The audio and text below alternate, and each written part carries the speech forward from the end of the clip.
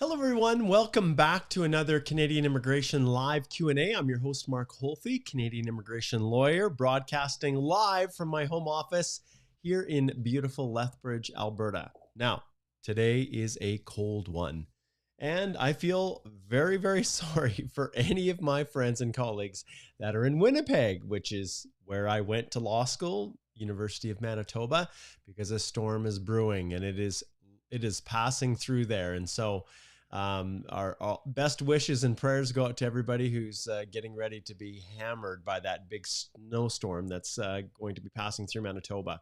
So those of you who have joined in for the first time, this is a live Q&A where I answer your questions about Canadian immigration. And that is exactly what we do every Wednesday morning at 10 a.m. Mountain Time. And if you don't get your question answered today, there are a lot of other options for you. You would be surprised how much information can be found right here on the Canadian Immigration Institute's YouTube page. All you have to do is go to the search button and you can pretty much search for just about any topic and you will find a ton of other helpful information. Now, as I've indicated before in the past, I don't always get to everyone's question. It's just not possible, but I sure try. Those who super chat get pushed up through the list, obviously. But at the end of the day, if you have a question, this is the place that you can get it answered. Questions that are very specific about your own specific situation, well, those I direct over to our law firm website where you can book an actual consultation. You can speak to a lawyer, and then we can address your specific information, the way it should be in detail, and then give you formal legal advice. But this is all about information, questions that you have about the immigration processes. And it's pretty open. There's not too many things we don't talk about. Over the last little stretch, everybody's been watching and waiting. Two main things have been on the forefront of everybody's thoughts, at least the majority of those who watch the live Q&As. One is, when will they reopen the rounds of invitations? And if we go back here and we take a look at the rounds of invitations page from Ircc, you guys will see here that the last draw was 2 weeks ago on March the 30th. Today is beautiful April 13th. And this was a provincial nominee program draw. Many of you who have been following this carefully realize as well, little sneeze there, will realize as well that we have to go a long way back to September 14th for the last Canadian Experience class draw.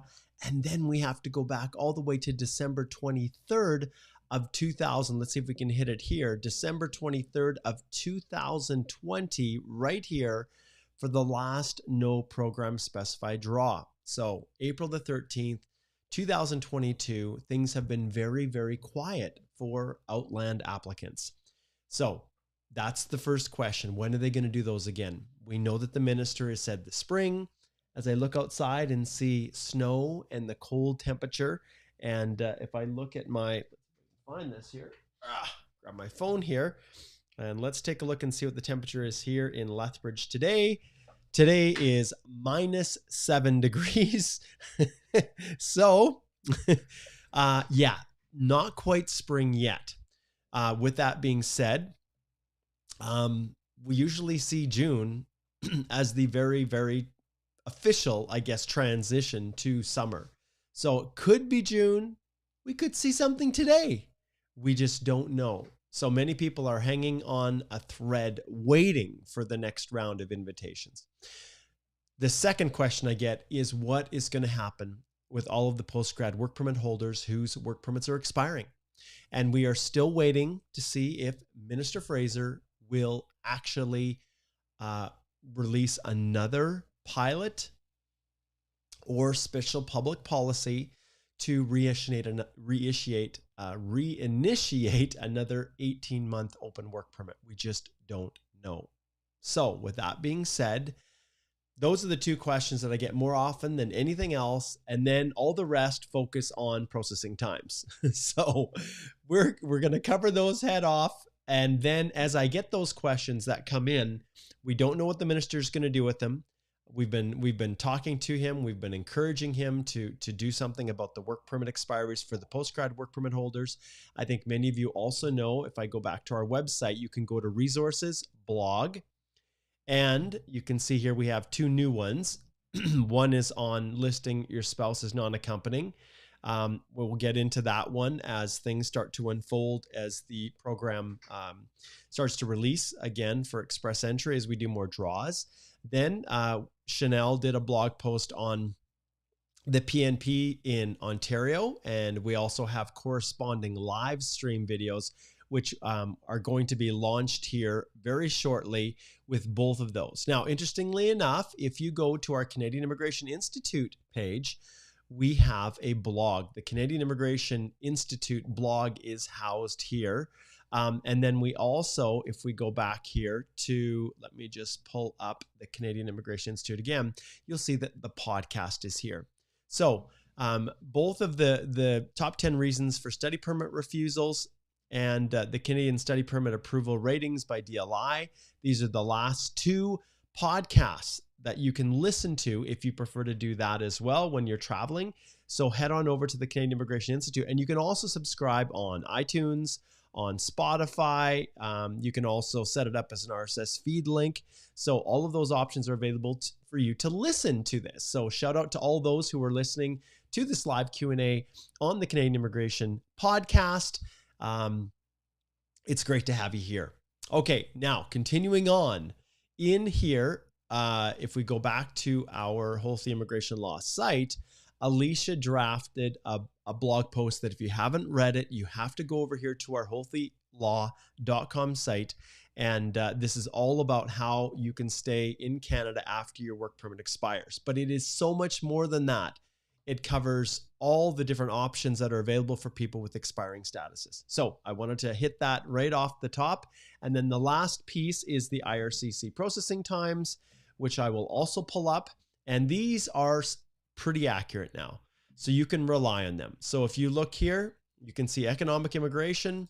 We'll go exactly where people are wondering. Canadian experience class, those who have federal skilled worker applications. Have you already applied? It doesn't matter. If you click already applied and you get processing times, it is an insane 27 months processing. At least they are telling the truth. Now remember, this goes back historically. This was last updated just yesterday. So Ircc processing times, you can search and you can pull up just about anything. Those who are wondering about your work permit, is it expiring? The work permit, how long is it going to take to process? You can go here, work permit outside of Canada, choose your region. Let's just go to India because many of you will be asking that. And in here, once again, check processing times. You can see it is now an insane 54 weeks. Okay, how many weeks are in a year? 52 weeks. This is insane, but this is the way it is. Last updated April 12th.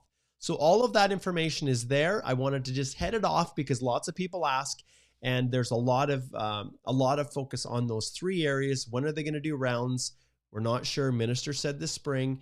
The next thing is, what is he going to do with those with expiring work permits? We are hoping and waiting he's going to do something. Check out the blog post. Book a consult with us. We can help you to navigate your way through.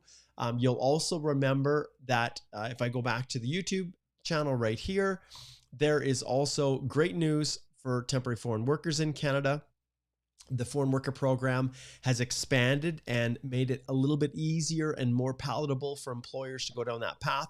So many of you may be considering whether or not your employer will help you with a labor market impact assessment to extend your work permit. Well, watch that video, and we covered a ton of information on these changes, and you may very well find some options there, okay? And then the third is the processing times. So check those out, and now let's dive in and say hello to people that are tuning in. Some people, if you start to post questions before I go live, I can't always see those. And so if you posted a question, make sure that you do it again. Vita says here, let's open this up here a little bit. Expand. Okay. So Vita says, would the knock-based changes happen before resumption of FSW draws? I'm worried my knock code is 4031 teachers, and I feel it's not in demand. Okay.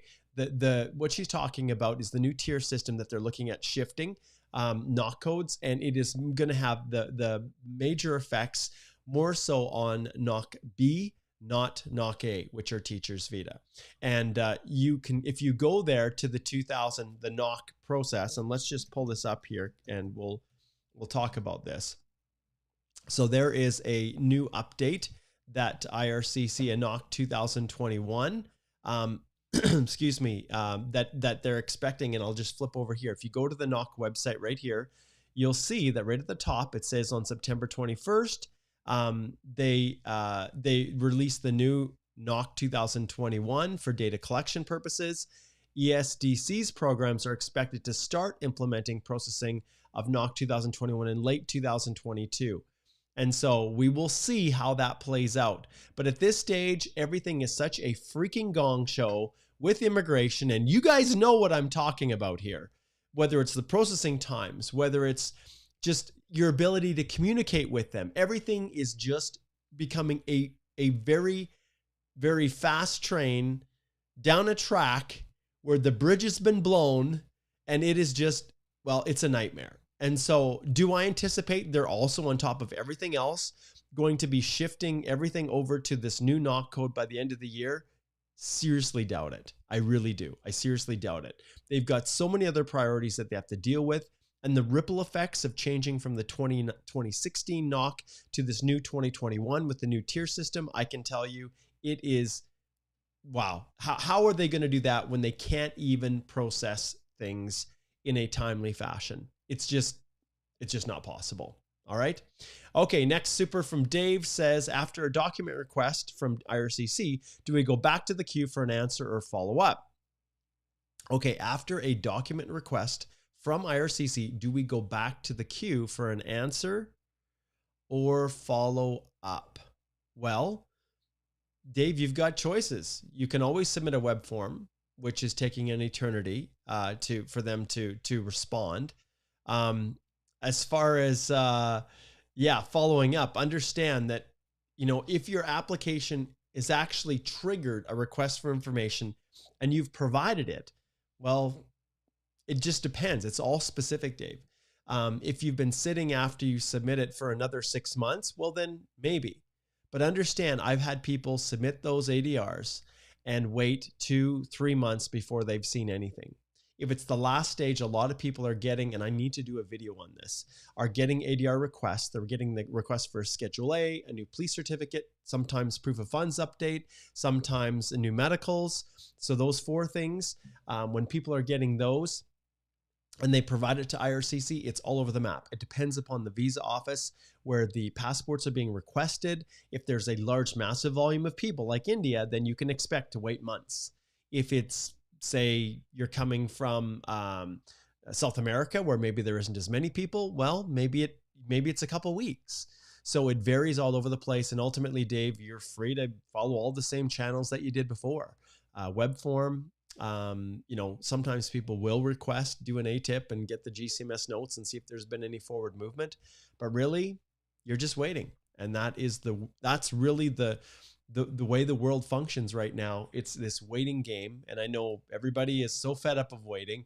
Trust me, even as immigration counsel, as immigration lawyers, it's absolutely infuriating for us how long these applications are taking, and the government just keeps on biting off more and more than they can chew. Every time some crisis comes up, every time some issue comes up, they then say, oh yes, we're going to do this. And I'm fully behind what they did for Afghanistan, for Ukraine, for Syria years back. I'm fully behind that stuff. But at the level, when you're taking on all of this, and you're making those things priorities, and you're making all of you suffer through 27 months processing or 54 weeks processing for a work permit in India. Like this is insane. What employer is going to sit around for a full year waiting for their work permit to be approved for their foreign worker? Like it's not acceptable. And my goodness, I hope the money that they've been putting into it through the budgets is going to have a change. I hope the minister can find those people, those workers that he's looking for. But hey, right now, let's be honest, Canadians just don't want to work. So what do you do? All right. So there we go. Let's jump back here. Divine, good to see you tuning in. Happy Easter says, thank you so much. I am headed to a Flames game tomorrow afternoon with my daughter. We're going to go watch the Calgary Flames. They are in great shape for the playoffs with our hockey here. And then we're going to stay over for Friday and spend a little daddy-daughter day in Calgary doing whatever she wants to do. So I'm really looking forward to that. And then Easter weekend, which is a wonderful, wonderful time. And we're looking forward to spending it with our family. My son has been home for a few days here, and then he heads out. We're taking him back to Calgary today. My wife is going to take him up there. And then he heads back to Idaho to resume his studies for the second kind of spring term. So that's what's going on in the Holthe family. My son Connor is down in Chile. So if you're down in Santiago and you see a little missionary of the Church of Jesus Christ of Latter-day Saints with a little black tag, that is my son down in Santiago East, the east side of the city. So that's pretty cool. And then my daughter just got accepted to the University of Lethbridge Faculty of Education program, which we're really happy. And she's going to follow partially in her dad's footsteps and become a teacher. And we're really excited for her. So there's a quick update for the family. So there we go. Okay, James, good to see you over in Goa, India. And Muhammad, it's great to have you connecting in as well. Amit is in Virginia. I hope you're doing well. Good to see you. Thanks for tuning in. We've got Jowl here. And Manoj says, Namaste, Mr. Mark. Thank you from India, tuning in on the LinkedIn channel, which is great. And Joe, good, my friend. He's got his flight booked. Oh, great. That's awesome. And then we've got John Kamusta from Manila. Thanks, John. Good to see you. Yes, mixed weather in Mississauga, Raghav. All right. No CEC draw, SMN. Not yet, but we're watching it, aren't we? We're watching it. So if I go back here to our, and if you are listening, I think anybody who's listening to this podcast is very, very well aware of where to find the statistics on the express entry rounds of invitations. But yes, we're sitting still March the 30th. I suspect these are coming out at about 15:41 UTC time. So I suspect this afternoon for sure we're going to see another PNP. And they're extending a fair number of invitations to apply for PNP related. And that's a nice segue into the next course as well, you guys, which is going to be starting my next express entry course, April the 25th to the 29th. Once again, has CPD accreditation for immigration consultants, and it's the lives. And I'll be honest, it is the absolute best part of these. It obviously is full of the on-demand classes and the course material that covers so much information. Igor did a great job of breaking it all down here for the express entry course, the structure and all the minutes and everything like that. But I can tell you guys, it's the 5 hours of live masterclass that make all the difference. And here's the thing that just blows my mind. It boggles my mind. You consultants who are registering for this, what are you guys doing? You don't even show up for the lives. It doesn't make any sense to me. That's where you get the real, the specific answers, the questions, the tricky stuff. That's where it's all in those 5 hours of live Q&A. But you don't look at it. And I'll be honest, you don't even look at the live. I can see who logs in and who looks at all the course material, but you guys don't even go in and watch the on-demand portion, the step-by-step, all this stuff. Sometimes I wonder, why would you spend all that much money? Just go take one of the other CPDs where, I don't know, maybe you just don't even care about upgrading your skills. I don't know. But you DIYers, I love you guys. You guys come in, you make those classes so much fun, and it just literally makes my day. And so when we launch this one here, the next one, like I said, is April the 25th. And just a couple weeks here, we're going to be launching it. I'm really, really excited about these. This has been the most enjoyable part of my practice are these live master classes. And this, I can tell you guys, if you go through this course and you take all the lessons and you attend the lives, you will literally know as much about express entry as pretty much any representative out there, lawyer, consultant, or otherwise. It is that detailed, that in-depth. And it's really been, we're 2022. 2015 when it was launched, 7 years of experience working with an express entry. And so head on over there. And I'll be honest, the best time to do it, to register, is now, because then you have lots of time to go through all the course material, build up all of your questions, and then you've got 5 hours. Now, I did make one shift because now I'm wanting to spend a little bit more time with my family now that it's warming up.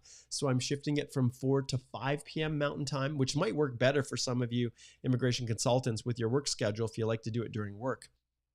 But 4 to 5 p.m., Monday, Tuesday, Wednesday, Thursday, Friday during that week, that's when those are offered. So if you haven't registered, head on over there. 5 CPD hours if you're a consultant. A DIYer, you will save thousands of dollars. If you are a DIYer and truly want to understand the process and how to do it right, that is the course for you. Okay, jumping down here, let's jump on some more supers here. And remember, I don't always see everything. Okay, you guys, I don't always see everything. And so if you are doing supers or if you are posting and you're wondering, why isn't Mark seeing my comments? I don't always see them. Okay, Tejasveet says, got my re-medical done today. Do I need to update Ircc via web form or GC account, or do I don't need to do anything from my end? Okay, so it's pretty simple. When it comes to medicals, they are automatically transmitted to Ircc, but there is no harm if you have an e-medical information sheet from your panel physician. There's no harm in uploading it via web form, so no harm whatsoever. But you also want to check, and generally speaking, they don't ask for these, but you do want to always check your GC Key account to make sure there isn't some box that's been created in your document checklist that allows you to upload whatever they're asking for. So you guys have seen it, right? There'll be a spot for your Schedule A, a spot for your police certificate, a spot for proof of funds. Usually they have a separate upload section for that. And one essential critical tip that you have to understand is that uploading it is only step 1.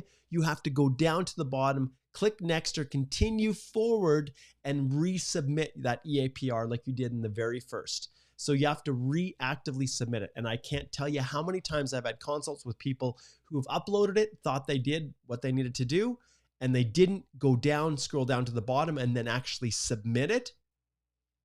And then their application got rejected. So do not fall into that trap. Do not, under any circumstance, please.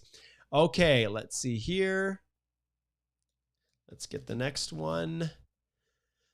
Okay, I'm going to point this out. There's a couple things from Shikada I want to point out. I've been trying to call Ircc since 3 months. They are cut the call and say not available. That's completely disgusting service. I agree. There's nothing that I can say different about that. It is the exact truth. And it happens to us the same. We try all times a day. You know, about a month ago, I had I had a Teams meeting, a conference call via Teams, a video call with the client care, the client service representative from Ircc, talking about how they were getting things under control. Things were looking good. They were starting to recover from the Afghan challenges that limited their ability to respond. And now it's just nosedive right back as worse as it was before. So I don't have any answers for you. It's just terrible. Okay, Shikada says, question, I did my application TR to PR, non-essential, okay, 6th of May, 2021 with Inland Dependent. I still didn't get any updates after I've submitted the December 30th, 2021. What should I do? Can you advise me? Wait, there is nothing that you can do at this stage that's going to push that forward. If you've responded, you've uploaded the documents that they've requested, then know that you're in the queue. But based on the immigration levels plans that we have seen and that they've released, and I'm going to put this in here, levels plan 2022. It's all about teaching, guys. It's all about showing. Let's go right here to the levels plan. We're going to pull it up. I think I can probably show you the supplemental. This is you, federal economic, right here, public policy. That is you. Okay. Now, if we slide over here, you will see, and let's go here, 2022, they expect to target about 40,000 of you. Okay. So that's this year. But take a look for 2023. They still expect to process another 32,000 on average through the economic public policy, this one right here, which is you. And if you click on this little information, it then says, yes, this is the temporary resident to permanent resident pathway. That's you. So understand that nothing is going to be happening fast for you. You rank way down on the list of priorities for the government, and things will go very slow for you. And they don't have processing times posted. And when we ask them in our meetings, they say, we're getting to it when we get to it. They have so many demands. So there you go. there's the reality of the situation. Okay, let's get to some more questions here. Jumping down. All right. Okay, Jowl says, do you happen to know why there are few approvals for student permit from the Philippines lately, comparing it from last month? It's because they're overrun. They are completely overrun. And that's the situation, Jowl. So processing times, we can once again, let's take a look. Now they're trying to be honest. So if we go back here, let's go to processing times. Let's go back up here. We're in the visiting studying. Okay, so we select that. Then let's go study permit outside Canada. Then we'll check processing times, and they have it listed as 13 weeks. Now, whether or not that's the actual case, they don't have it broken down by visa office, and that's the best they're going to do. April the 12th, 2022 is when they last updated it yesterday. So there's no explanation other than they're just getting to it as they can get to it. Okay. All right, let's jump in here. Okay, John says, hi, Mark, you're the man. Thank you. My sister-in-law wants to go as a student, but she was turning 53 years old. Is she qualified to become student? Can she qualify to become a student? You know what? There's no hard and fast rule that says because you're 53 years old, you can't qualify for a study permit. But I can tell you that depending upon the country you're coming from, it is going to be a significant hurdle to demonstrate that the study is sufficiently acceptable, at least in terms of her intention, to justify issuing the issuance of that study permit. Like there's a lot of factors that we look at. And once again, Alicia, one of the things that we did with her, let me just see here. It should be here. Oh, there. Okay. Right here, this blog post, top 10 reasons for a study permit Canada refusal. So basically, Alicia and I, we went through, and I can't remember, I think we did the video. It's not yet launched on here. We're going to get it posted, but we just did, Alicia and I, a video on this that I'm going to release on the YouTube channel where you can watch, but this goes over all the top 10, so you can see reasons for refusal that we have listed, starting with number 10 going backwards. So are you a mature student, right? So that's one. And there's a whole bunch here that play a role in why study permit applications are rejected. And so right, number 10 on the list right here is a long gap, which is code for are you old? And the older you are, the more difficult it is, John, without any reservation. Okay. Okay. So Raghav says, hey, Mark, since you are an active member of CBA, what are your views on CBA's submission of facilitating the transition of international students to permanent resident status? Well, not only am I a CBA member, but I was involved in the drafting of that particular submission to immigration, and I'm fully behind it. And we had kind of a CEC plus that we had proposed within that submission. And those of you who do not know what we're talking about here, okay, let's pull this up here. I just want to show you guys here a couple things. Okay, first on the list right here is, if we slide over here and I click on this link, see if it wants to open it up. Wow, it's slow. Okay, so here's the CBA National Immigration Executive. There's Kyle, Lisa, Robert, and myself. So I am the immediate past chair. So I was the chair last year. So I'm one of the 4 table officers right now with the CBA. And if you look here, you guys wonder, okay, well, what do you do, Mark? What do immigration lawyers do? Well, this is what we do. I just reviewed another submission that we're sending on behalf of post-grad work permit holders. We're just finalizing it. And these submissions are to the immigration minister. And you can see right here is the one that we're talking about, facilitating the transition of international students to permanent resident status. basically, we have made a number of petitions right off the bat, an extension with certain modifications of the policy. So that's the 18-month one. And then a path to permanent residence for foreign nationals who recently graduated from post-secondary, which these are our recommendations. And we sent this to Minister Fraser. So how much do we get paid to do this stuff? Zero, because we know what you guys are going through, and we advocate all the time through formal written submissions, through in-person, well, we can't do too many in-person meetings these days, but direct meetings with the minister, with his staff. Constantly, we're providing them feedback with what's happening on the ground with all of you guys. And so, yeah, fully in favor of it. And those are things that I fully support. Thank you for bringing that up, Raghav. And all you have to do, you guys, is just go to the CBA Immigration National section, and you can go to submissions, and you can see all of the past submissions that we have done to immigration over the past years. And this is something that we do a lot of.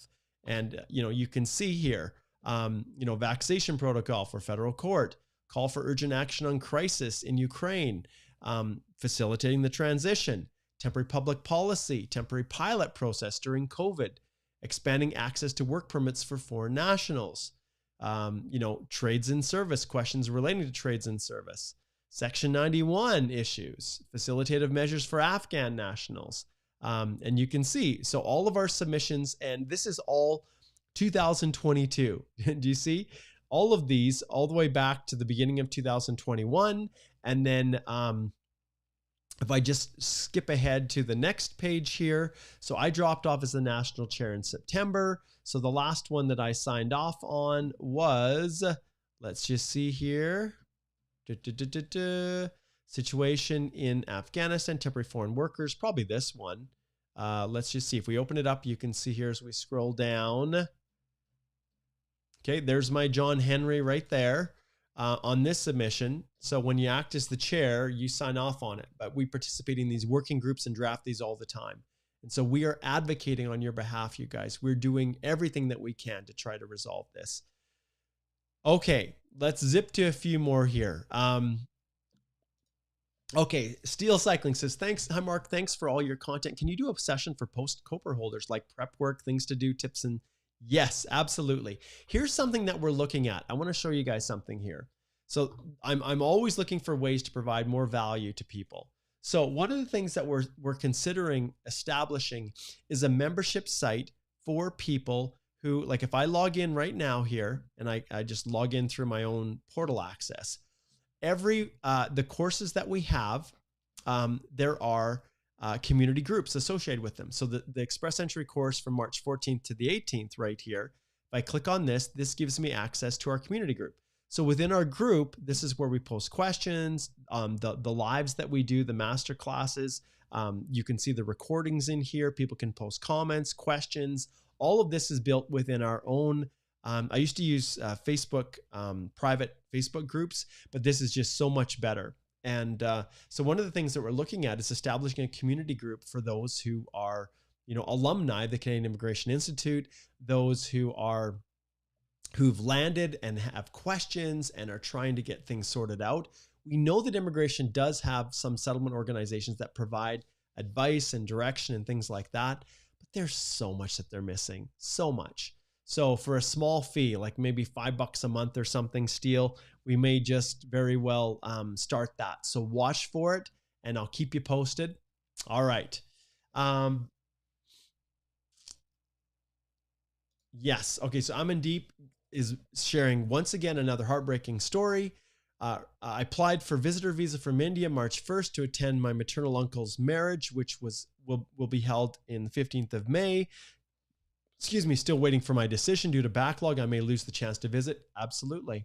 So many people are missing out on all kinds of things because of the processing times. And I don't have an answer for you other than just compassion and empathy. Because I look at the spouses, okay, who have been separated throughout the pandemic, spouses for years, right? Who are not able to be in Canada with their spouse. Like, my heart breaks for them. All right. Bim here is tuning in from Facebook, and I'm trying to hit the different platforms. So we've got LinkedIn, YouTube, Facebook here. Atlantic Immigration Pilot Program. It's an employer-driven process, my friend. So you need to connect with an employer in one of the Atlantic provinces. Let's see. Okay. Okay. Eddie says, you're amazing. Please, I have a question. Me and my family, we applied for the authorization, the Canada-Ukraine authorizations for emergency travel. It's been 17 business working days and still no answer. Not surprising. There has been, I think, I'm trying to remember how many they said, 90,000 applications, just unbelievably high numbers. And Igor just sent me a notification just yesterday. Let me just see if I can find it here. Let's see, where are you, Igor? There you are. Okay, with a picture from his sister-in-law. They got their visa in their passport, multiple entry. They just received it. That was just, when did he send me? Yesterday. Okay, and so they submitted it literally on the first day. So when it comes to the processing of these, it is really, really slow. And I also want to let you guys know that on our channel, if I go back here as well, you can see that if I go back one more here on the Canadian Immigration Institute, there is this free course, 100% free, that you can log in here and you can get access to help and assistance on filing this for free without having to pay anyone. This is a step-by-step course that we've made it free for anyone who's looking to benefit from the Kuwait application. Okay, and then I also want to point out on our YouTube channel here, if I go back up here and I click on videos right here, you can see that I also have made every single lesson free, the video instructions on our site. So all of the lessons are available and it's all there for you to access and get instructions. And so anything you want to learn about it, it's all on our site as well. And we even have a separate playlist for it, which if you scroll down right, let's see right here, Canada's response to the crisis in Ukraine. So this, we've got a full playlist with this as well as a number of other resources to help people. So go check that out. All right, Eddie, so hang in there. You're in the queue. Okay. Vivin says, hey, thanks for all the great info that you provide. You're very welcome. Good afternoon to you too, Sangini. And Amy is in the house as well. Great to see you. Okay, Snea says, I have 470 CRS points. Do you think CRS score will drop low as 470 by the end of December 2022? Work permit expiring on January 2023. It's very, very difficult to tell. We know that the competition for these spots is so high. And if we go back to the rounds of invitations and we look at the totals of people that are in the queue, you guys can see that from 471 to 480, there are 14,000.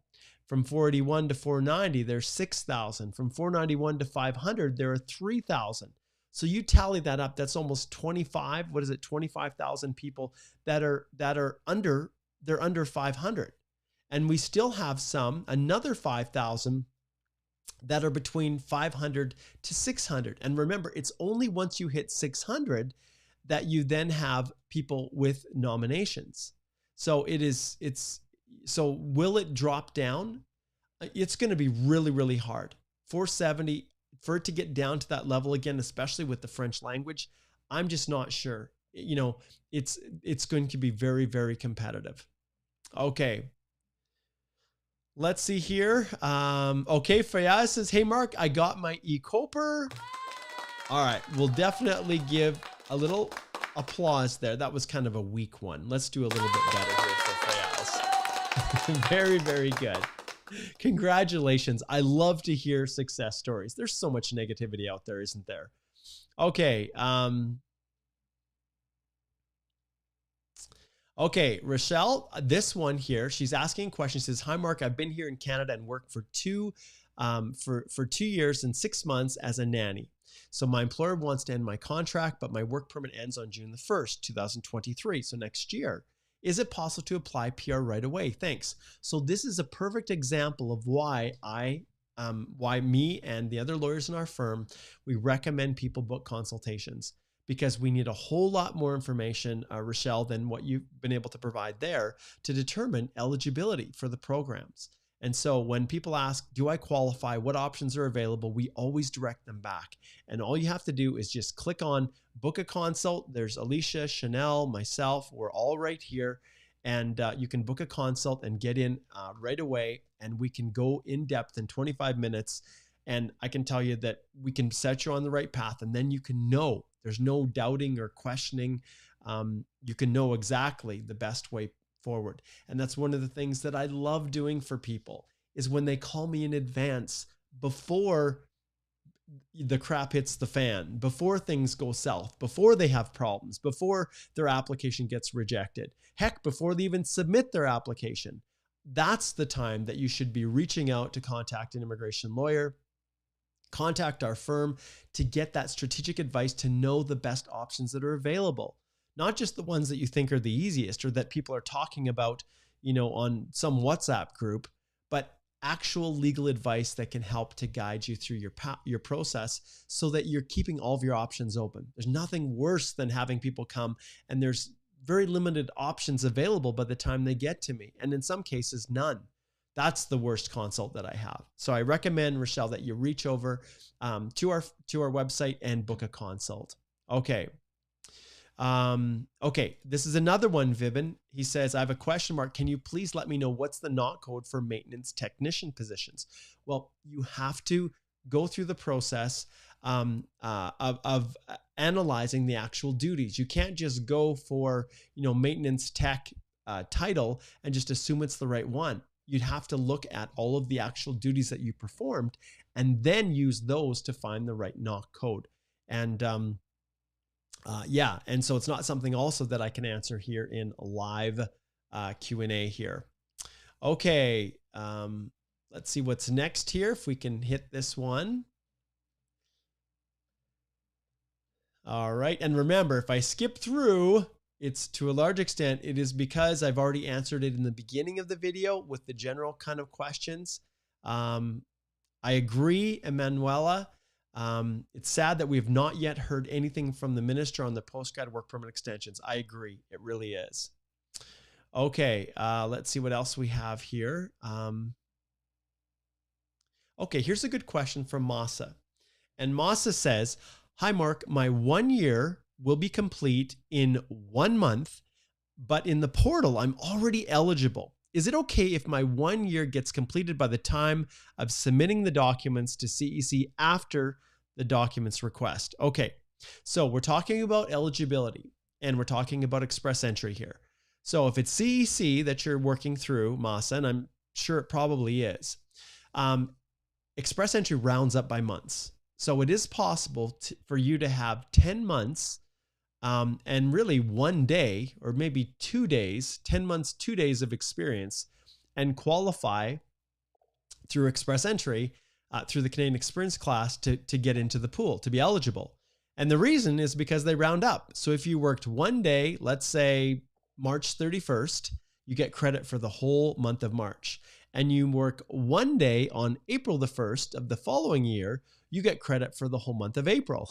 So the reality is you can get admitted into the pool. The problem becomes when they extend an invitation to apply and you actually don't have the 2 years. Well, I discourage people from doing that. I do, Masa, because the difference, 1 month, 2 months, usually at this stage doesn't make a big difference. But if for whatever reason you're in that situation and you do get drawn, then I never ever submit the EAPR until I have met the full 1 year. And also your reference letter from your Canadian employer needs to be 1 year.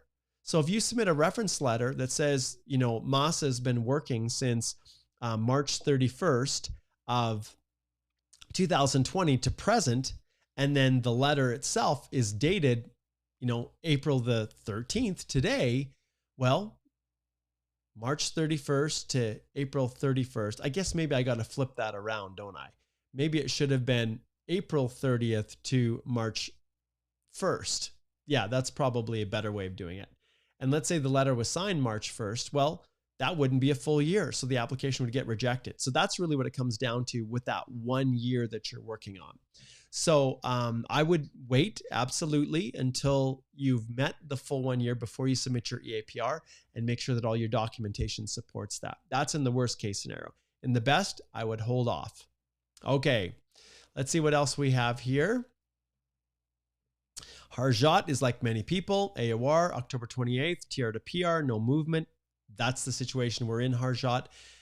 Like I said at the beginning, there is definitely not any priority being applied to the TR to PR pathway. Okay, let's see here. Okay, we've got a Facebook user from the Express Entry Law private Facebook group, that group that's about 126,000. Thanks for connecting here. I'm always wondering if people are even in there. Okay, this person, and that's why it's the private group. That's why I can't see who you are. Hey, Mark, just wanted to say hello and thank you for the consultation. You're the best. You're very, very welcome. And yes, this waiting game is cruel. My pleasure. I don't know who it is, but I love doing the consults. And so, so thank you. Okay. Let's keep zipping through here. Yeah. And those who are asking, yeah, this is Ajit says the same thing, right? The questions revolve all around processing. GCMS notes state everything passed except background criminality not started. And that too, since March 2021. Yes, over a year. Will upfront PCC help? So sad for Ircc because we are talking about a new life in the future. I know everybody's lives are being put on hold. And yes, in some instances, it makes sense to be proactive, redo the Schedule A, redo your police certificate, update your proof of funds, and in some cases, even redo the medical and send it all in advance. If you do that, sometimes it can, in fact, short circuit things. Not that it's going to trigger them necessarily to move forward with your application, but you do save the time, the month, the extra time of them having to make the request. Okay. Let's keep zipping through here. Okay. OH says, hey, Mark, for my study visa application, is it okay to let Ircc know that I'll be working remotely for my home company? Sure. You can absolutely do that. It doesn't make a sense. It's not a problem. Obviously, when you're in studies, you have to take into consideration that they expect you to be a full-time student. And if you're also working full-time, sometimes they will, sometimes they can have issues with whether or not they believe you're a full-time, genuine student. Because let's face it, if you're trying to work full-time and go to school full-time, your studies are going to suffer. They're never going to be, your grades are never going to be as good as if you're focusing exclusively on school. And Canadian education, if you're going to a decent school, is tough. It's not easy. All right. So the question is, if you've already issued your study permit, if you're already studying in Canada, there's no obligation to update them if you start working remotely for a company overseas. There's no obligation to do that after you already have your study permit. But in the context of your application, you are going to put that your current employment is with the company that you're working for. So you're indicating up to the date in which you submit your application. I don't know if there's anything to be gained by saying yes, and I'm going to keep working and I have those funds coming in. What they want to know is that you've got the funds available and that you are going to be able to focus on school in Canada. That is the most important thing. All right. Okay. Let's see if we have any other supers that I've missed. Okay. I think Shakar, we already got to yours, I think here about CEC resumes any chance with 474. Okay. So Shakar says, hey, Mark, hope you're doing well. If CEC resumes any chance with a score of 474, that's the max I can right now for 1 year of experience. Yeah, Shakar, it's going to be a lot more likely that if they do a CEC only draw that you'd be able to qualify with 474 than with one of the no program specified draws. So I think that's pretty much a given. Okay, let's see here if we've missed anything else. Oh, I love this. Sarah says, good question, Veda. I like you guys cheering each other on. That's fantastic. Okay, let's see if we can get some variation here in who I'm choosing from. Remember, it all feeds into my chat window on my Ecamm software that I have. So, yeah, Zakari says, "Hey Mark, will we hear about an FSW draw today?" You know what? When I go to the site and I pull it up and I refresh it, and I look, usually, I remember they used to do these around 10 o'clock. And so even when I was doing a live, it would pop up and I'd say, hey, look at this. We've got another draw live, right hot off the press. Well, right now we haven't seen anything yet. Like I said, UTC 1541 was usually around that time frame when they do it.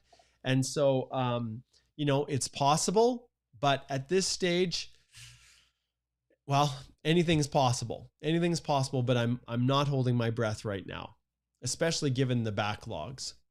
Andre Bongia from Toronto. Good to see you.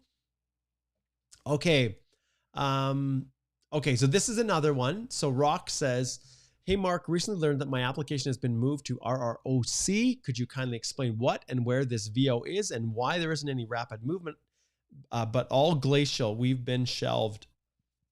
Excuse me. This is one where, oh, wrong one. This one where I ring the bell and Rock, you really need to book a consult for us to sort that one out. Okay. Yes, Gunnar Boy over in Waterloo.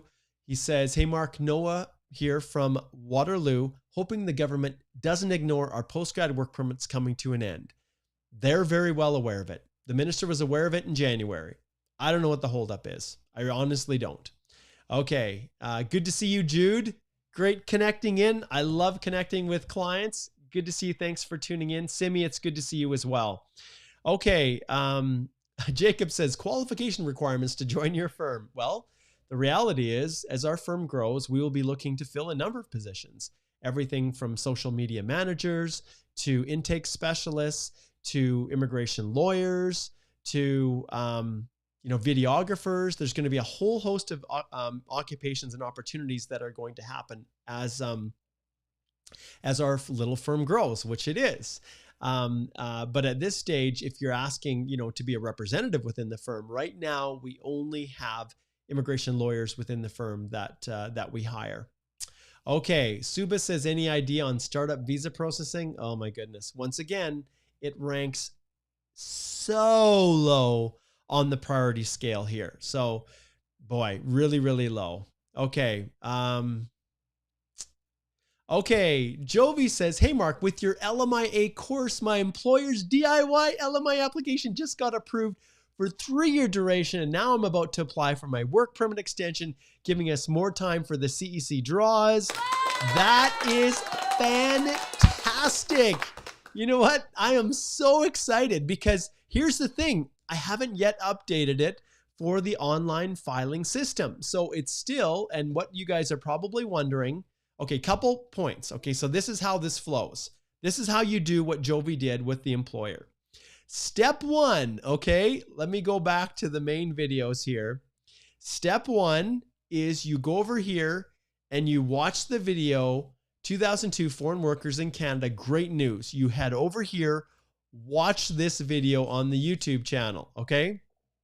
In here, you will see that I have information, a bunch of information, including links, want help applying for an LMIA, book a consult, or subscribe to the LMIA course. Yes, I have an LMIA course right here.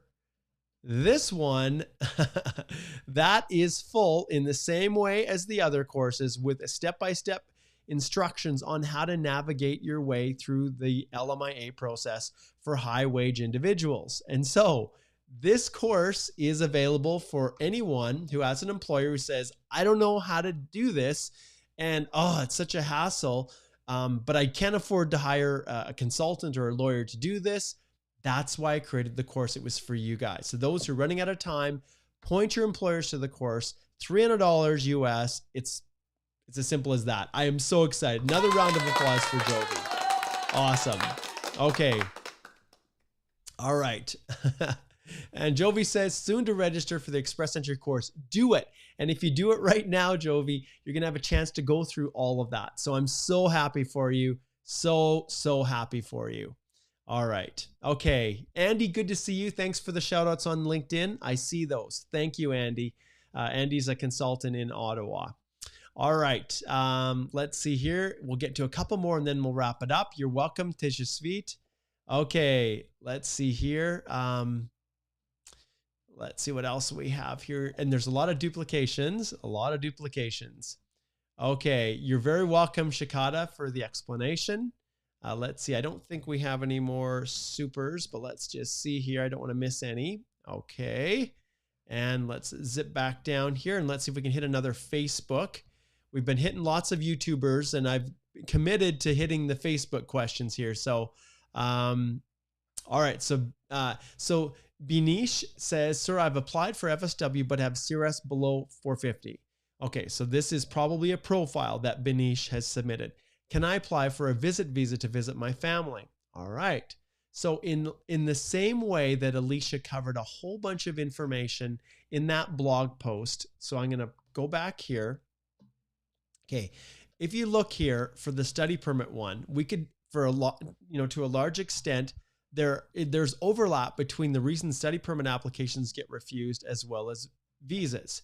So everything from, have you had a prior visitor visa refusal in the past? You can see right here, have you submitted an express entry profile or PR application to Canada? And she goes over information on that ground. And in and of itself, Binish, it doesn't, can't justify a refusal just because you've had a profile in the queue. But you definitely have to satisfy them. And this is where a consultation sometimes with this can really help, because we can canvas all of that with you. Chanel is becoming really, really good at this kind of stuff. She's just a great young lawyer that's joined the firm. And I'd strongly encourage you to head on over there and book a consult with her or myself or with Alicia. But ultimately, the having a profile in the pool can be a factor that they look at, but it's not a deal killer.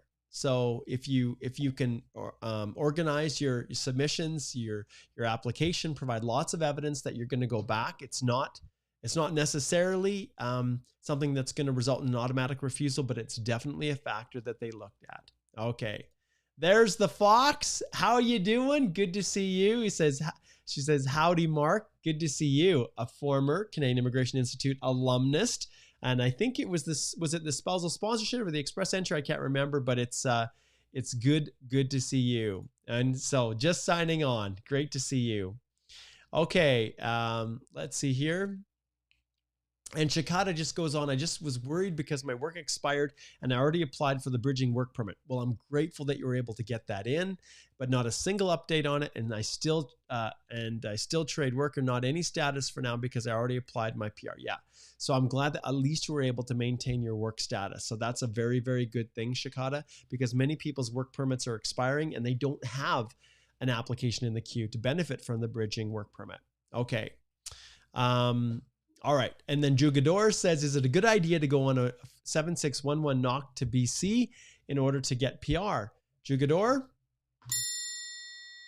book a consult. And let's take a look, because I need a whole lot more information than that. And remember, one thing I will point out, a knock that's 7611 is low skill. And it does not have a pathway to permanent residence in many, many provinces. Some, yes, like Alberta, and some programs in some of the other provinces, BC, et cetera, do have some targeted occupation that are low skill. But my goodness, if you're banking on that, you got to make sure that you really have a supportive employer and that you're going to get things right the first time. Okay, let's zip through here. Sammy says, I want to apply. Good question, Sammy. Book a consult. Okay. All right. Raj says in all caps here. Hi, Mark. Good day. Would you please tell me, accept GCMS, another way to know status of work permit file? If you're in Canada, you can try calling the call center, which is a complete gong show. But realistically, there's not much more. You go into your profile, whether it's your GC key account, you can see there. Sometimes they have little bits of information, but the reality is there are very, very few options. If you're in Canada, some people will go to their member of parliament and they'll try to get a status update from their member of parliament. Oh my goodness, would I hate to be a staffer at the constituency offices of MPs in Canada these days. Oh my goodness.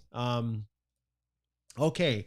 Vu says, hey, Mark, what should I do next if my COPR expired, but PR card hasn't arrived yet? Thanks. Well, COPRs don't expire, I'm assuming, that you have landed, okay, now you say COPR, not eCOPR, but if you have the COPR and passport, I'm assuming that you landed in Canada and now you're just waiting for your PR card. When you do the search, it's like over 4 months for that permanent resident card to come. So like the COPR, once it's signed, it locks it in as your confirmation of permanent residence.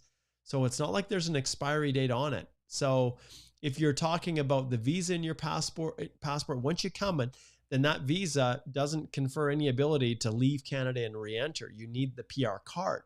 So that might be what you're kind of focusing on. Okay.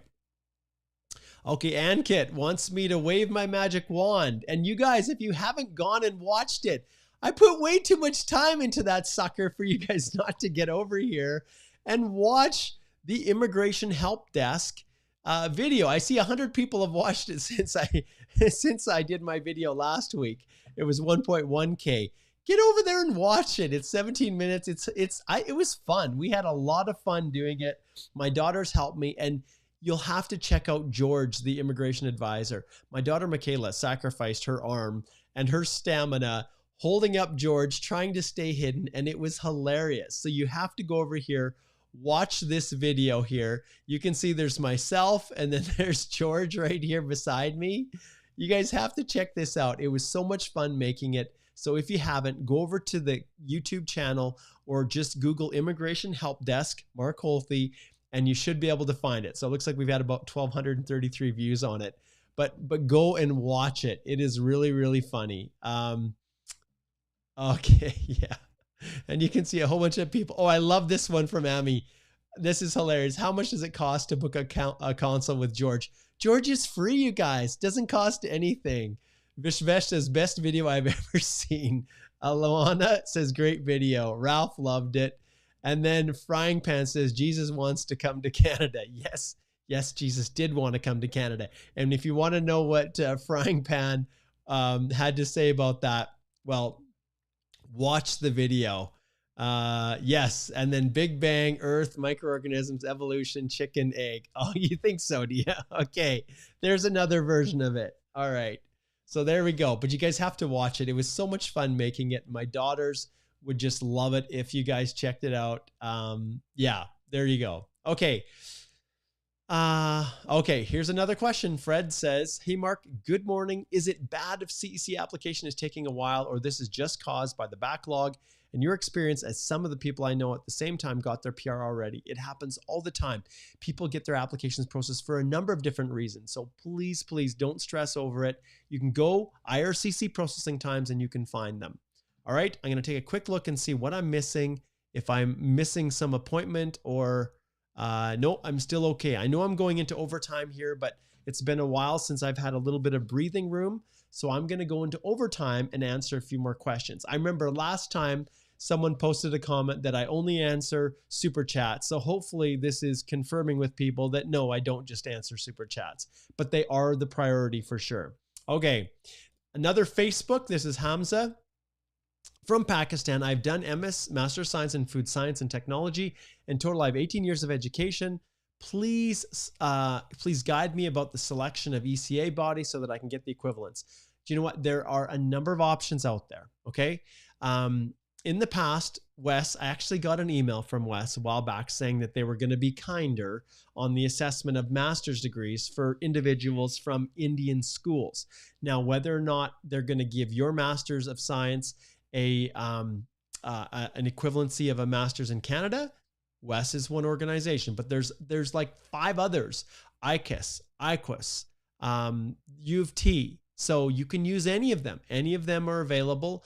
Wes makes it pretty simple, but at the same time, the other organizations, if one doesn't give you an equivalency that you're looking for, there's nothing stopping you from seeking an equivalency from another. All right. Okay. All right. And speaking of Amy says, hey, Mark, FSW, Outland, EE, AOR, September 19th, 2020. Background eligibility check still in process. Is IRCC even looking at my file? Others with similar time frames are getting their PPRs. Hang in there, my friend. If you watched videos a few months back, Chaitanya was like in your situation. Why is my PR not being finalized? Then it was. Then he got his eCOPR request. Then he submitted it and it says, they're not giving me the instructions. They're not finalizing. And then finally, after weeks longer than his friends, then he was in a situation where they finally prompted him to submit his information in the portal. And then he waited.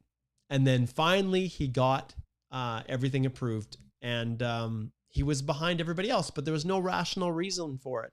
So there's so many factors, so many intangibles that just vary between people. So hang in there. You're on the path, and we're going to have a celebration, Amy, when you get that. Okay, let's see who we have here. Okay, so let's take a look. So the Teenage Queen says, what's going with July 2021 visitor visa applications? I've applied for my July 23rd, 2021, and biometrics done, but no response as yet from Jamaica. What is the processing times? Let's slide over and take a look. All right. George, do you know? No, George doesn't know. Actually, George doesn't know much. He immigrated to Canada himself, and now he considers himself an immigration expert. But ultimately, that's the extent of George's ability. But you'll see that when you watch the video. Okay, let's go here again. So visiting, studying, working. Let's go to visitor from outside Canada. And then just to double check, Jamaica. Let's pull up the processing times for Jamaica here. Go to J, Jamaica. Get processing times. Okay. 26 days is what it says. So when I see that, and remember, this was last updated April the 12th. Then when I look at you saying that you applied July 2021, that's a concern for me. What the issue is, I can't say. I hit the bell, book a consult. Let's dig into it. Okay. Let's dig into it. Okay. Let's see here.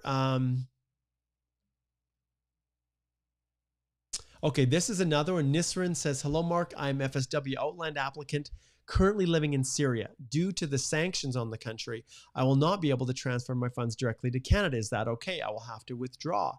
Okay, well, this is something, ultimately, you're proving that you have the funds, right? So if you've established that and you've got proof that you've got the funds, ultimately how you have them available, immigration doesn't care. The key is that you have them when your application is finalized to be able to come. But you have to be able to demonstrate that you have them, okay? And then make sure when you're coming to Canada, if you've got a big wad of cash, you absolutely, anything that's $10,000 Canadian or more, you absolutely have to declare that, disclose it, and when you're going through the border, okay? Or when you're flying in. Okay, Hina says, do you provide assistance for immigration after having a consultation? Absolutely we do. When you go back to our site, you can go right here and you'll see how we are different. So when you go to our approach, we have a separate button right here to click on our approach. We offer a collaborative review approach, which I absolutely love. I've talked about this in the past, but some people just are not aware of it. So when you go to holthylaw.com and you select our approach, you can learn about the collaborative review. And so we work hand in hand with you. There's a reason we do this. I have a video that talks about it here. You can click on this link and it will pull up the collaborative review, all about it. And essentially it is a way that we work hand in hand with you to help you and support you in filing your own application.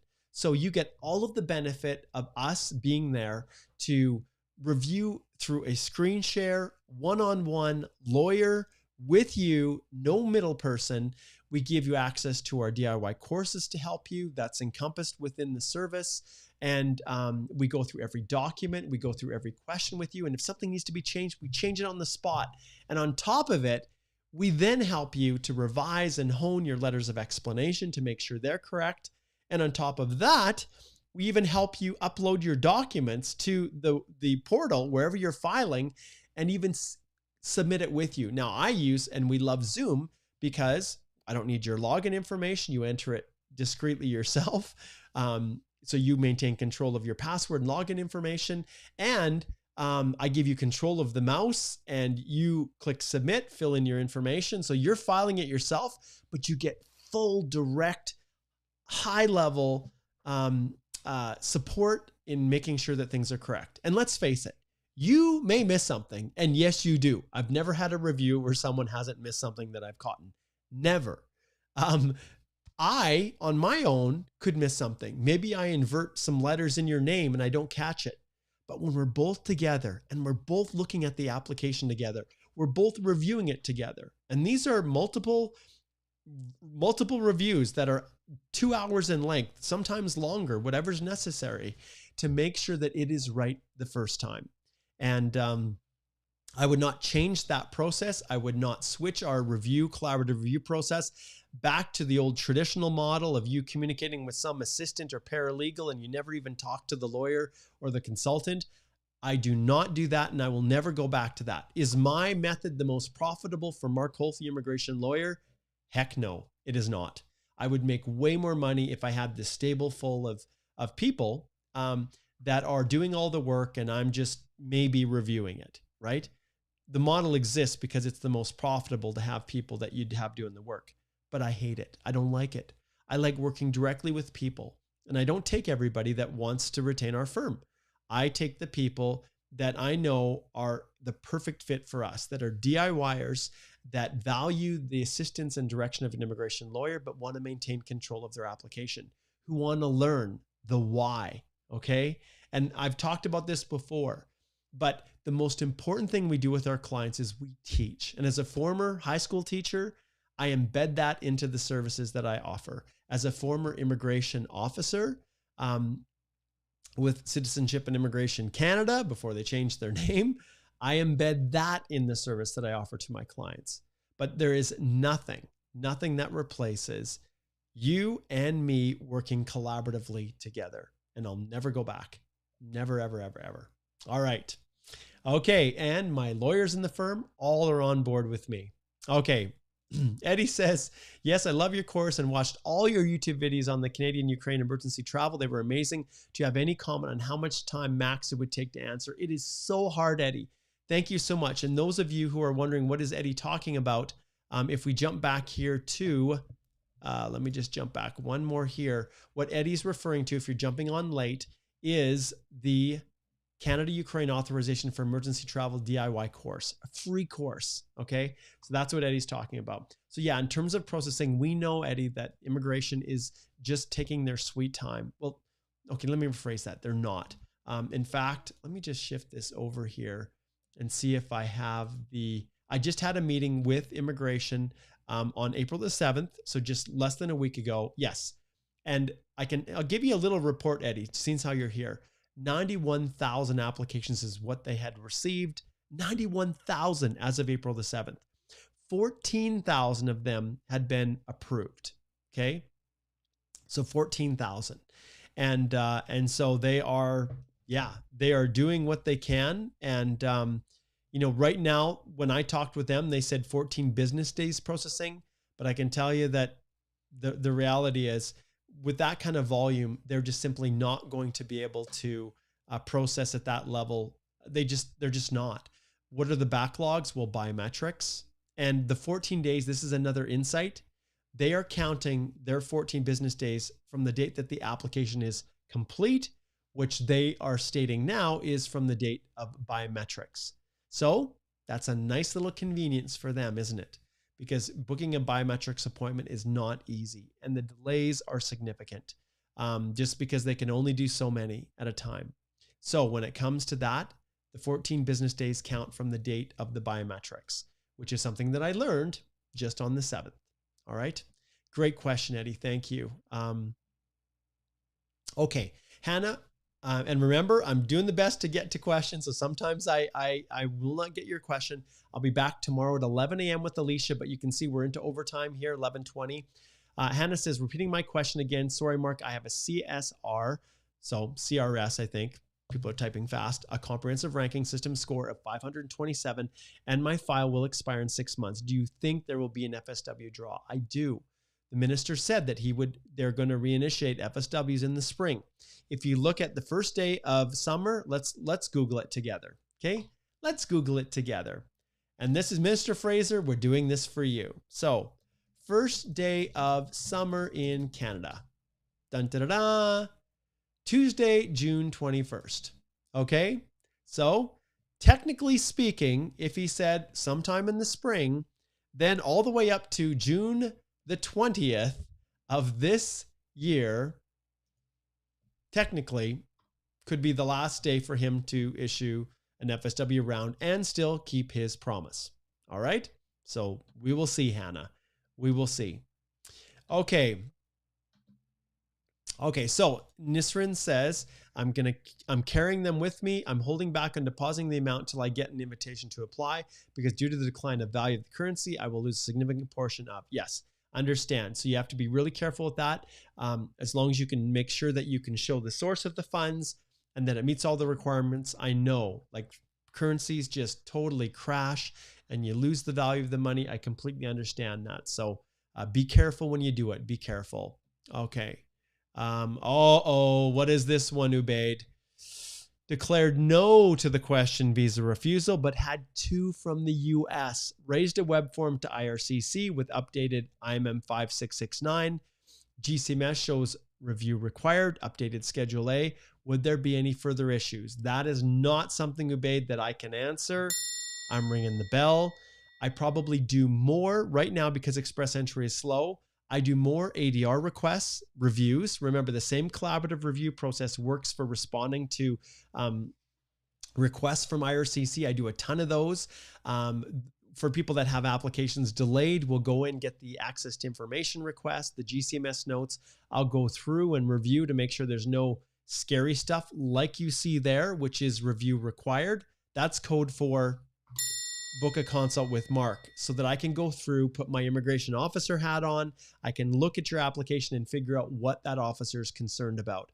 Once we figure that out, we revise and we resubmit, just like you've done, a correction to update and correct the file. And we do that as soon as possible. But I'll be honest, you guys, there's been federal court cases where trying to fix something after you've submitted it, immigration, where they found misrep, federal court has upheld those misrepresentation findings. So there's no guarantee that catching it after and fixing it is going to save it. Now, I've had a pretty good track record of Ircc allowing that to be saved, but it's always possible you could get a jerk that just says, too bad. You didn't disclose it. I'm now refusing it. And it's far, far worse to get the request from them saying, hey, I think you've misrepresented. This is a procedural fairness letter that gives you an opportunity to explain yourself before I refuse it. And that's the last case scenario. He is turning off Simba. He's trying to turn off my speaker here. I think you guys can still hear me.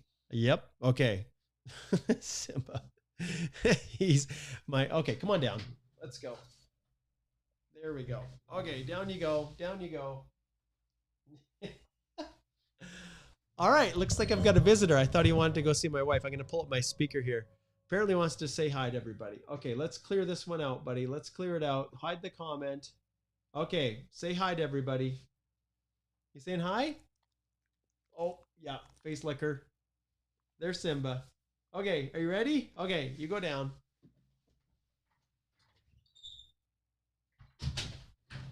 All right. There's Simba. There's Simba the Wonder Dog. He actually sat up right beside me out the window looking at the snow coming down for about an hour and a half, because that's where we're at, isn't it? Okay, let's wrap this up. I don't think there's any other supers. We're going to wrap up the questions now. Oh, let's see here. Looks like Vita has got one more follow-up. She says, I meant to say the Knox selection based on what was mentioned in the budget. When can we expect Knox specific draws? People in 490s are safe now. Okay, I see what you're saying. That came in the budget last year. So with everything that they have going on, think of it this way. They have created the Canada-Ukraine authorization for emergency travel. They created that whole process. They are in the process of dealing with all of the backlogs with FSW. They've got their hands full. So I don't anticipate those changes happening, well, too far in the future. I guess it's, well, I'm not anticipating that happening in the near future. That's a better way of describing it. Now, it's entirely possible that maybe Minister Fraser has got something in his back pocket he's going to pull out. That is a switch and an amendment to Express Entry. And when he does the FSW, that it's occupation specific. That is entirely possible because of the high volumes of people that have, human capital off the charts, and maybe those people are not necessarily the best fit for our labor market, because that's a huge priority for them as well. But yeah, going forward, I think the most important thing is to realize that you guys do everything that you can do to maintain as high a scores as you can, as eligible as you can, and then it's just a waiting game. So yeah, it's hard, Vita, to know for certain exactly what they're going to do, but yeah, it's possible. It is possible. Okay, looks like we got one more popped up here. Adesua says, I just graduated December 2021 after 10 years in Canada on a study permit. Oh my goodness. That is a very, very long time. I'm currently I'm currently job searching. What is the quickest and best PR pathway for me? Thanks. I have to ring this, Adesua, because I need to know a whole lot more about you. What's your background? What did you take? Where did you go to school? Which province are you living in?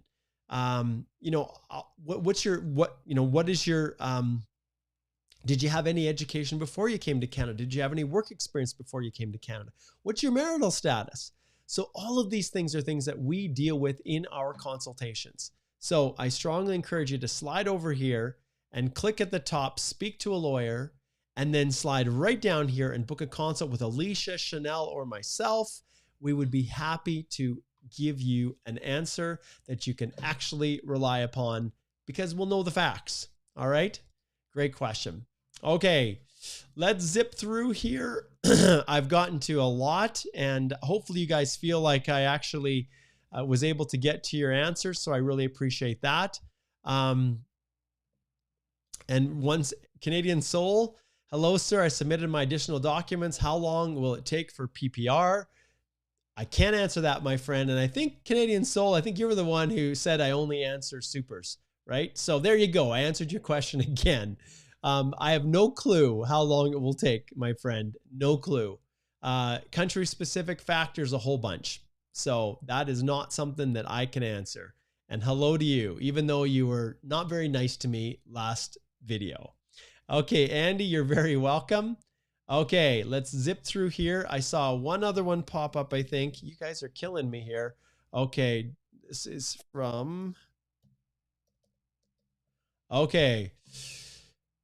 Let's see what we've got here. Okay, so what about December lodged files? Yes, this is something that I've talked about. What about backlogs? Understand the processing times, you can see what they are. So go check out the processing times, okay? And when it comes to, okay, so backlog of study permit files, they're just working through them. And the reality is they only have so many officers in certain visa offices. And when there's a massive number of them, well, the visa office can only process so many at a given time. And so the more people that are in the queue, the longer it takes. So as far as the backlog study permit files, if it is DeVart, if it's India that you're looking at, it is what it is. And when you look at the processing times, and if we flip back here and we take a look at the processing times for study permits, temporary, let's go here, look at the study permits from outside Canada. You can see this here. I wish they would do it by visa office. They're saying 13 weeks, but clearly in many locations, that's not the case. But yeah, as far as what they're doing and what their plans are, that's not something that I can answer. They're crushed with everything else. Okay. All right. I think I'm going to wrap this one up here. Let's see. I think we've got everything as much as I can. And I'm just going to flip on this one, which is our see you later. And we did go into overtime, didn't we, today? So let's pull this down a bit so it's not overpoweringly loud. And we will wrap this up. Jello, hey, Mark the Great, thank you. Okay, so John says, is it okay to send an email to ambassador? Well, it's the member of parliament if you're in Canada, but the ambassador ain't going to do much, I don't think, in your situation. And yes, Keishan says, please also look over the LinkedIn questions. Well, I look to see, let's just see here. They usually come in. Let me see if I can pull it up, and I can maybe hit one more here. Let's just see. I'm going to try to log into my LinkedIn and see if I can find it. So this is, let's see if I can find the live stream for you guys. Okay, maybe it's this one. Let's see what we've got for questions here. The only ones that I see here are, like, I don't see anything Kashan. Okay, let's see if we can pull up Kashan's. Here's how we do it. Old school way here. All right, so we'll do this one and we'll see if we can pull up. This is one LinkedIn that I saw. Okay, so Krushan says, hey, Mark, can we upload documents via web form? I am unable to upload via 4 megabyte size limit, even after compression. Was only provided one space with the name of Kit. That was clearly not enough for the amount of documents they asked to resubmit. You need to find a way. You need to find a way. So when it comes to uploading, this is an issue that a lot of people face. And there's PDF. What is it? PDF. I love PDF or something. I can't remember what it is. For shrinking, I use Adobe. Sometimes I will print off the document and rescan it in a smaller format. But ultimately, yeah, it's not easy. If you do that and say, I don't have space, you are running a risk. You're running a risk that they will look at it and that they will, that they'll say it's not complete and that they don't match it up with the web form. If you need assistance, you can book a consult and I can help you to sort through, because there might be some stuff in there that you just basically don't need. All right. Okay. I think we're going to wrap this up. Joe says, isn't Simba the cutest? He's a fun dog. He goes on lots of adventures with me, lots of adventures. And he's just been a riot. So fun. I can see now when Simba ran across the screen, now you guys are posting all of the questions about Simba. Okay, we are going to, okay. Jules says, hey, Mark, is there a telephone number that I can call to see if I actually need the consultation? I don't do free one-on-ones. So you have to book a consult, Jules, if you are looking for any assistance with us. That's just how we roll. And Kit says, not a question, looking young, Mark. Well, thank you.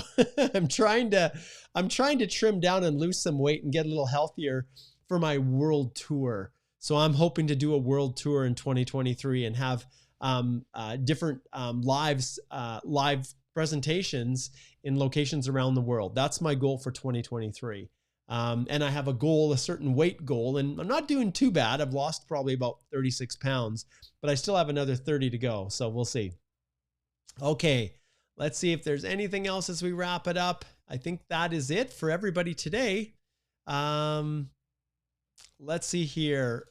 Hi, until when can international students go online class? Oh, this is another one where I would, not that one, where I would not do that one. Oh man, I think I should wrap this up because I'm starting to fluster and fumble my way through here.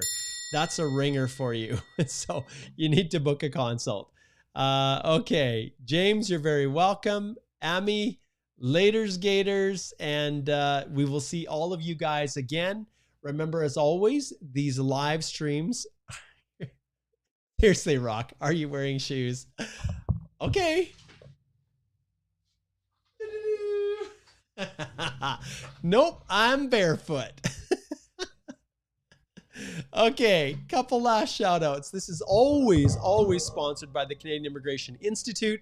So make sure that you head over. The Express Entry course is starting in just a little over a week, April the 25th. Now's the time to learn, understand, be prepared. So when those rounds of invitations start to come, you guys are going to have everything that you need. You're going to have set up your profile to maximize the opportunities that you have. So head on over to register for that one. Our spousal sponsorship course, we have another one that's coming. March 28th was awesome. I had a fantastic group of people in that one. And all of these are CPD accredited for immigration consultants. So, hey, you meet your eligibility. 5 hours of basically, yeah, 5 hours are available for you. So go check it out. Okay. Yes. Boracay, Philippines. That would be cool. That would be cool. All right, let's shut this one down. We'll head back and I'll say thanks, everybody. Have a wonderful day. We'll see you tomorrow at 11 a.m. Alicia will be back with me in the live Q&A that I do with her. So Have a great long Easter weekend for all of you, and take care. See you.